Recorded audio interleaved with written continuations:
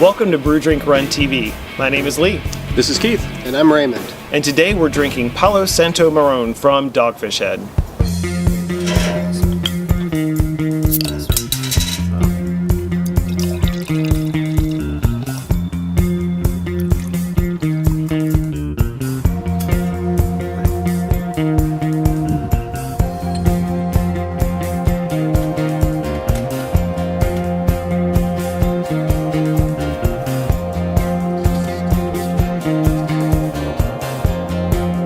So another interesting beer from Dogfish Head we've got today. This one is definitely different than the two beers that we've tried so far. The Palo Santo Marron is a very dark, deep beer. Yeah. A lot of earthiness, a lot of richness to it, in a very different way. Keith, tell us a little bit about this beer. Sure. Well, this is basically a brown ale, like a big brown ale that they age in the Palo Santo vessels that they've built, these giant barrels that are in the brewery that they age these beers in. They're totally unique, one of a kind. They are. There's only one, or two, or however many are in there. And yeah, it's a very interesting big beer, 12% alcohol. And this is a bottle that Raymond's been aging now for actually over a year, bottled 1/5/2012, so a little more than a year. This has been sitting around and aging, so definitely has probably mellowed out a little bit in just the intensity of the flavor of this. I think it's. I mean, I only had this beer once, and I thought it was a little too much. It was big. It was a big beer. It's a beer that's smoky, it's roasty, it has a real complexity to it that the color and the body of the beer play right into.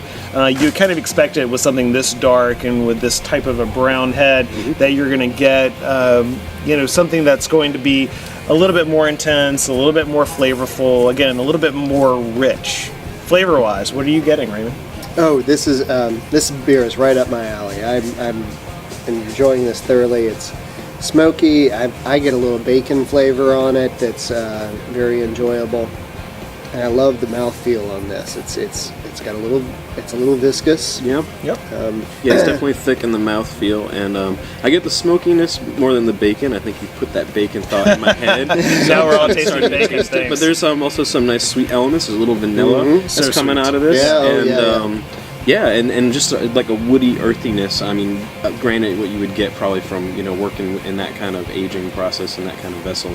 But it's very, when you said earthy, yes, it's definitely got a very rich earth grounded kind of flavor to it. I think we're all in agreement that this is a delicious beer. Oh, absolutely. I think that we're cheating a little bit by having it aged a year. Well. It's always nice to have that side by side, and this is actually the first time I've ever had this, so I'm jumping into the deep end. You should go buy one and try it fresh. Oh, I think I will definitely do that. What a great suggestion. I'm here for you. But this is a really nice chance to try this out. Whenever you've got a big beer and you can sit one or two back and age them, let them sit, see what happens with those flavors mellowing out. Again, the sweetness in this really holds on. I'm sure we lose some of that heat or spice that originally was on this beer. Right, sure. But what we're left with is a really nice, blended, really consistent set of flavors. Yeah. And I think when we look at a lot of the Dogfish Head beers, there are these really intense little pop-out pieces. Right. But by having a beer with a big ABV, it's aged a year, you've got a really nice, smooth overall experience with this beer. I definitely recommend picking some of this up and setting some aside for a while and giving a tasting later. All right. Enjoy, guys. Cheers. Cheers.